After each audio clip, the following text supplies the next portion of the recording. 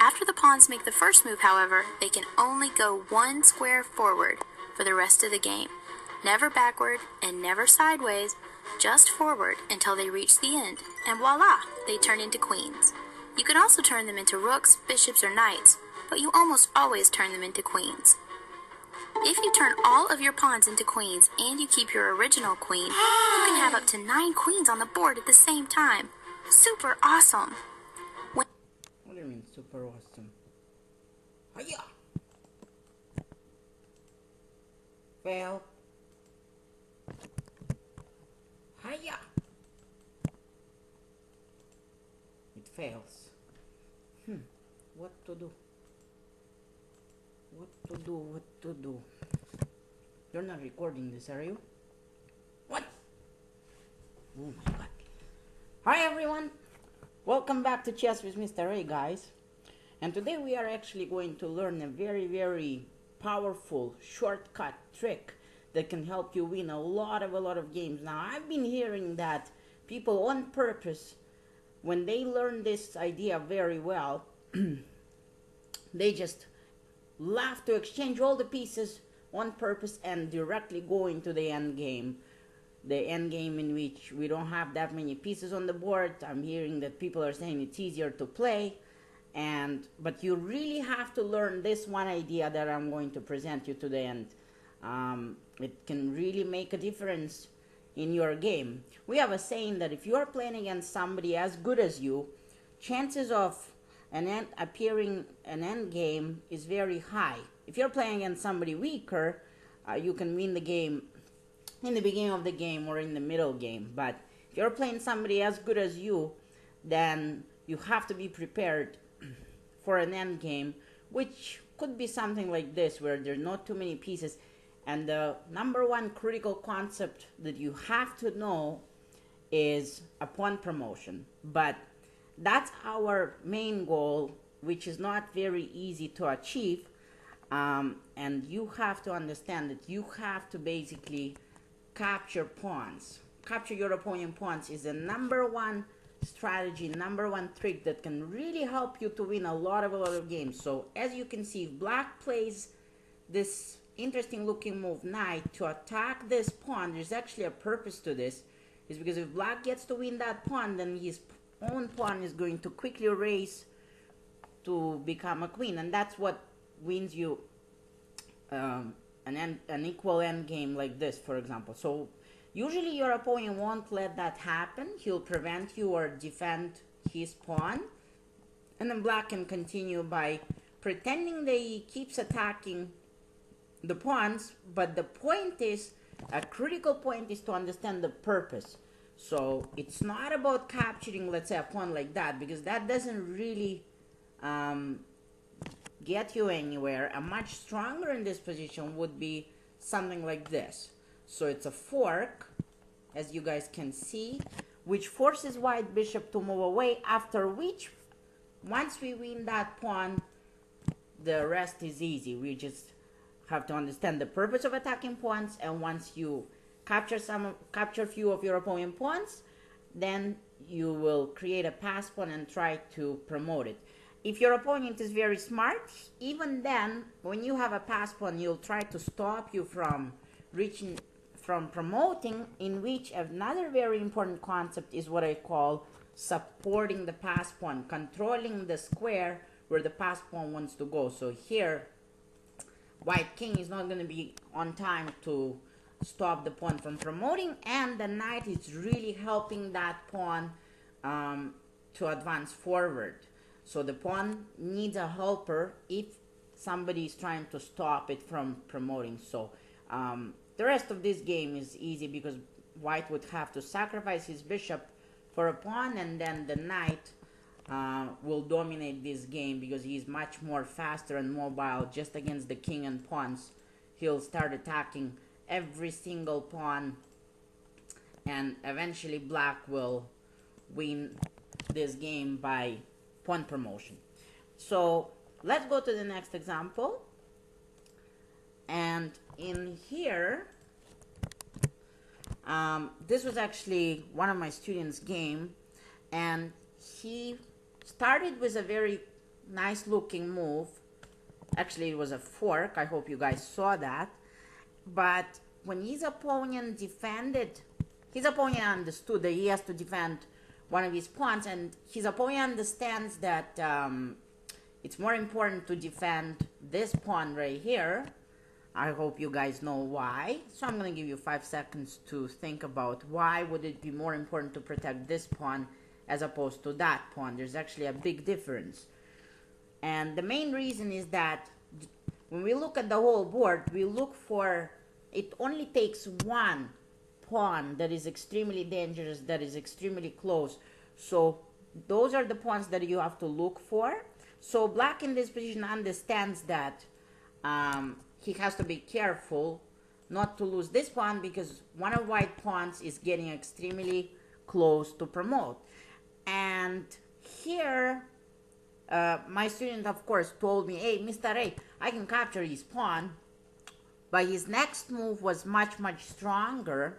And so for finding this move and not capturing the other pawn, but rather understanding the purpose of capturing pawns, I have to give him a prize because he told me that he rather maximize his attack on this pawn, which is going to help him to promote his pawn to the queen. So the game continued.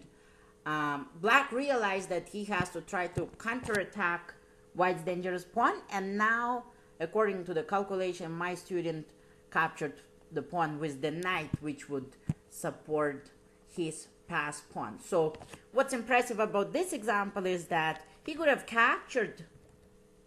already captured the pawn if he wanted to, but he understood that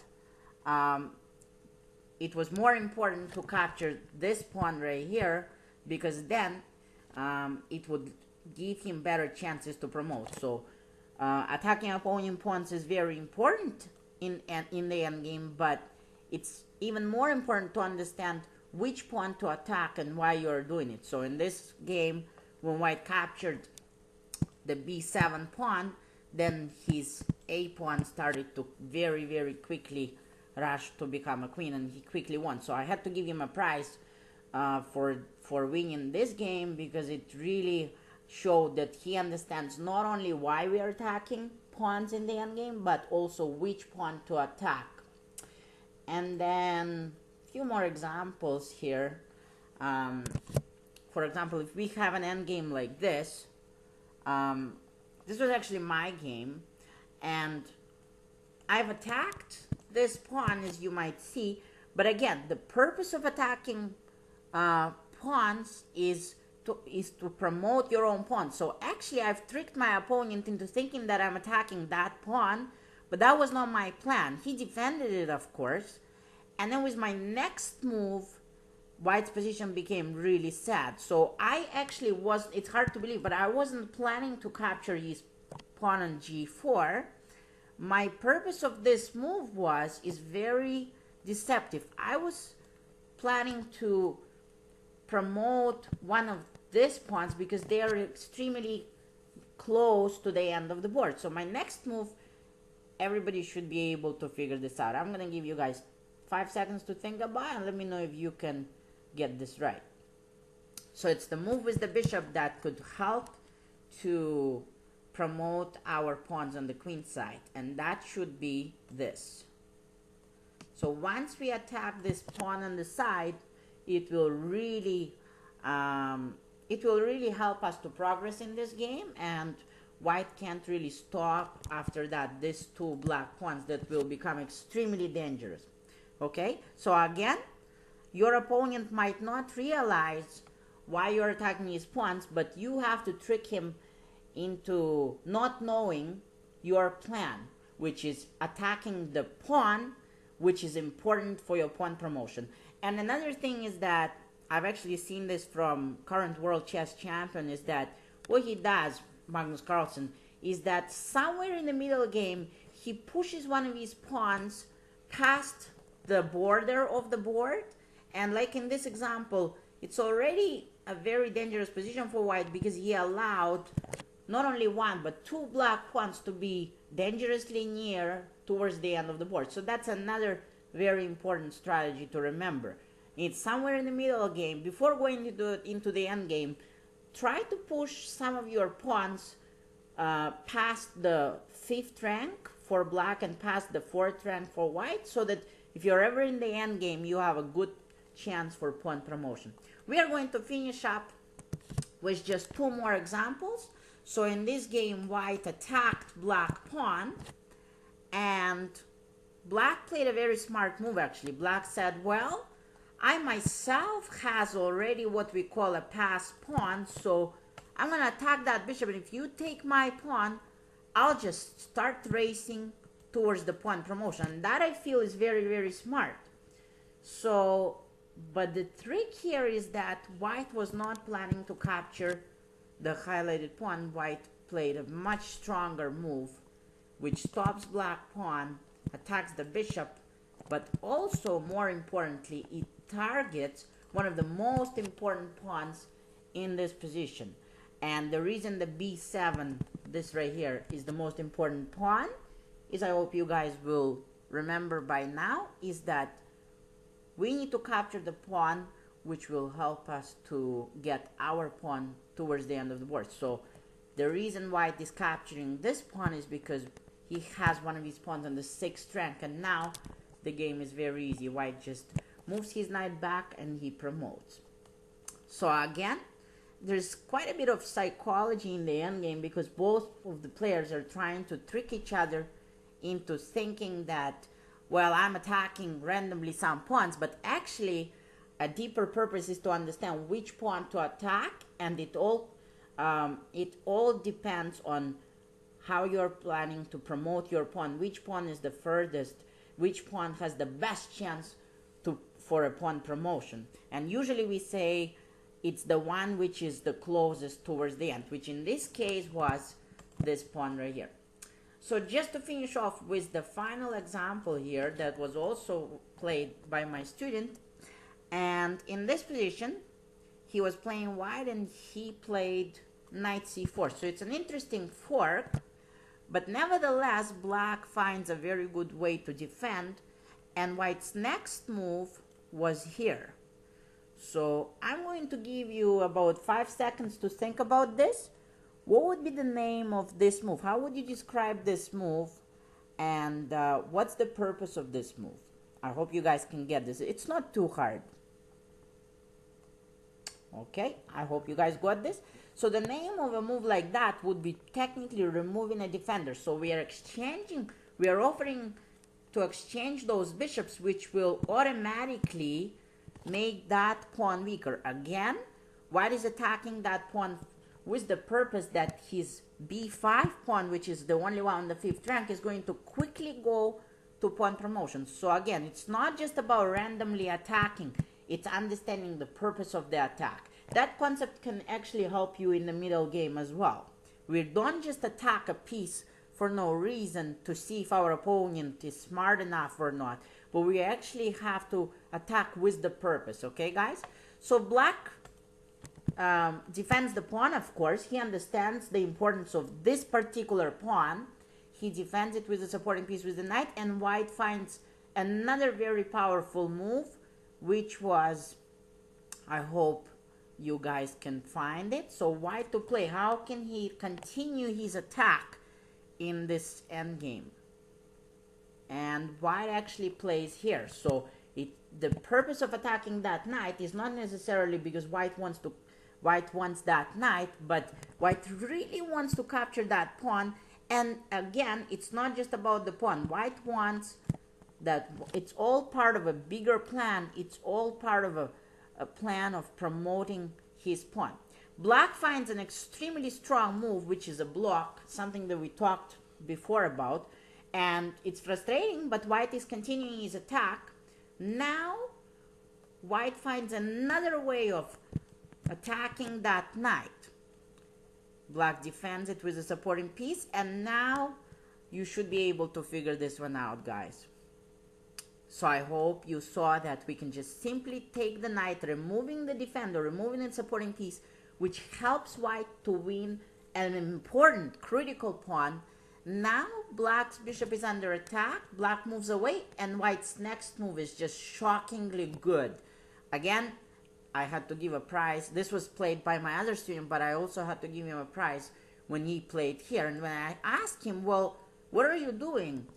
He told me, Mr. A, this is the only safe square for my knight to move, and I'm quickly trying to get the pawn to the end of the board, which is very true. Black is not in time to stop the pawn by the king, as the next square is covered by the knight, and white promotes, and this is exactly how you win this game. And when black in this position tried instead to create some counter-attacking chances, my student calculated that he's just very quickly can promote the pawn. Black was smart enough and prevented. He didn't capture the white pawn, which he really wanted to, but he prevented and controlled that square. Now white attacks that bishop. This is just logically correct. He's trying to chase away that bishop from the pawn, but black is resisting very well. Check. Now black gets out of check, and here another important principle. White could have captured a very tasty looking pawn, but a much stronger move which was played was chasing away the bishop, attacking the bishop, which stops our pawn from promotion. Black moves the bishop away, and white wins this endgame quite easily after. So again, it's important to understand why you're attacking pawns and which pawn to attack. But I think if you can understand this concept of attacking pawns and the concept of trying to promote your own pawn, I think you will have a very big advantage over somebody who is just playing random moves in the endgame. I feel that endgame is the underestimated part of the game. People don't study it as much. People only focus in the middle game, in the beginning of the game. But endgame is equally important, especially if you are playing somebody who I previously mentioned can be as good as you.